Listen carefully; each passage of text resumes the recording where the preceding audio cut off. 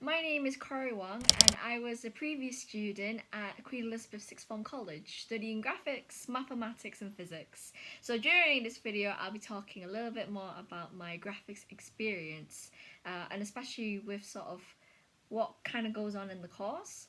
Through my experiences. The reason why I chose graphics instead of fine art or photography was because graphics was your middle ground. It was the combination between the two, and it provided stuff for everybody. As somebody who was very heavy on traditional illustrations, it seemed kind of natural for me to maybe go towards fine art. However, I wanted to learn something new. I didn't really have much experience at all with photography, or I didn't have any experience with Photoshop. And with graphics, you learn various different skills that actually enhance your own skills to create something entirely new. And what you're creating is you're creating something for a purpose. You've got a client here who basically tells you what they want, and you have to produce artwork. So in the end, it gives you a bit of a target to work toward. Everybody is looking for a graphic designer. You know, if you, no matter where you go, the billboard that you maybe drive past, that required a graphic designer, a logo, graphic designer, even things such as advertisement, that's a graphic designer as well. These guys are everywhere. If you go to a bookshop, again, graphic design. So that's also why I wanted to, basically I just wanted to learn something new. I chose a client brief which was character design. The video game that I was doing character design for was called Haunted Coast, and this was my coursework, by the way. So with the Haunted Coast, I had to basically get lots of different photos of coastal things, coastal references, and what this does is this helps you kind of grab your ideas, collate your ideas, and you actually have something that you can look back to make sure that you're going on the right path.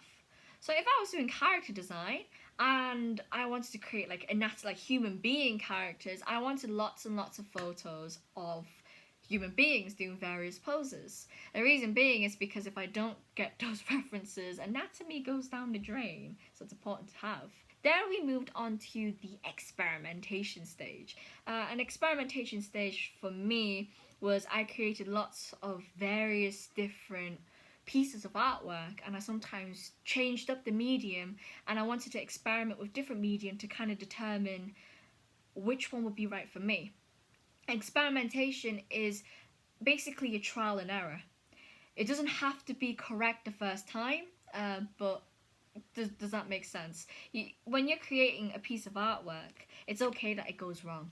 In graphics, that's actually not bad because it means that you're learning. You're learning. That's why you're messing up, so it's not bad. That basically with experimentation, go nuts. Go nuts with your artwork, but also have a reason why you're doing things. So experimentation was fairly big. Was a large portion of my portfolio. And then once we were done with that, once we kind of had a rough idea where we wanted to take the final piece, if you will, that's when we start moving on to the development stage. The development stage for me was to create different characters and obviously different character design. That was what the client asked me to do. So I ended up really liking the idea of the haunted element of the coast. Haunted coast. So with that, I wanted to create ghosts. I wanted to create ghosts with various elements. There was a lot of room for creative input. None of this was told by me to do. All I was told was the name was Haunted Coast. It had to kind of include Haunted Coast, and it was a video game, and it was, that's it, you know, just a video game. I want you to create characters for it. So boom, you know, it's so fun. You get to actually sit there and think for hours upon end where you want to take this. Various people took it in so many different ways. So I took it in a very traditionalistic Victorian sort of way.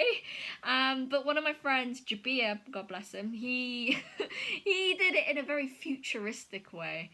He did character design in a very, very futuristic way.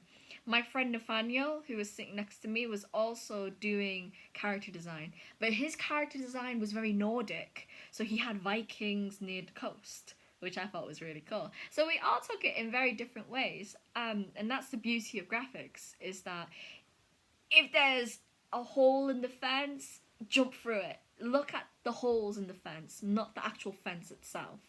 So with the development stage, you're basically pumping out potential ideas for the final piece, which for me was to create characters, these 4 characters. In the development stage, I had actually pumped out 16 different characters for the client to choose, and that's the idea. Is the client comes over, says, I like this one, could you do this and this to it? I like this one, could you do that to it?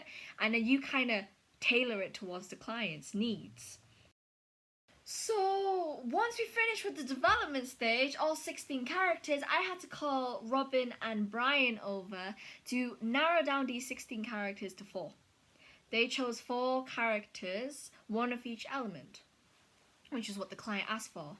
And in the end, I wanted to create a final piece in the style of Edward Gorey. Edward Gorey was somebody that I looked at all the way near the beginning at the references part, where we were taking photographs, and I was also taking second-hand images of the internet, because then, you're allowed. So with these, I was really inspired by Edward Gorey's style of hatching and style of illustration and storytelling. Edward Gorey produced huge illustrations in a book where the illustration would take up a vast majority of the page, and there would only be a sentence near the bottom bit explaining what had happened. With the typography specifically, I wanted this hand-rendered in my final pieces, and I wanted to choose a font that was suitable for the style that I was going for. So in this case, we chose a serif font, and a serif font basically means it's got hands and feet. Hands and feet, yeah, little hands. It's got little feet, hands and feet. The skills you learn in graphics help enhance your own. The skills I learned in typography, knowing where to place text, knowing how to manipulate text, whether it's on Photoshop or whether it's with hand-rendered illustrations, that helped enhance my overall skill as an artist by producing pieces that told a story. That is pretty much a basic flavor, a basic overview of my graphics portfolio. And you can actually see this portfolio if you go to Queen Elizabeth Sixth Form College. Obviously, due to the pandemic, you can't go to the college during bridging. But if you do decide to do graphics, in which I hope you do, you can have a check on my portfolio, and then you can actually have a look at all the pieces that I drew for yourself. I hope this video helps whoever is interested in doing graphics, and whoever's interested in doing graphics at QE. The people who are with you at QE, which is Robin Armitage and Brian Lee, they are some of the most experienced and seasoned graphic designers I know. Okay, you have Robin doing things such as actually doing graphics for Pingu, okay, like a huge Pingu, that's awesome. And then you have Brian Lee producing these fantastic illustrations. Like, honestly, you are in safe hands. You are in fantastic safe hands. So I wouldn't miss this opportunity to at least ask them a few questions, have a check around the graphics, is it a website that they have, a graphics bridging sort of website that they have. And if you're interested in some of the stuff that I do personally, or if you have some questions for me, you can get in contact with me on my Instagram at @SpiffandLeeCorby. Hopefully, just send me a direct message and I'll hopefully answer as soon as I can. It's been an absolute pleasure to have Brian and Robin contact me and ask me to talk about my experiences. I hope that this is helpful to whoever stumbles upon it. Thank you very, very much for having me. Bye!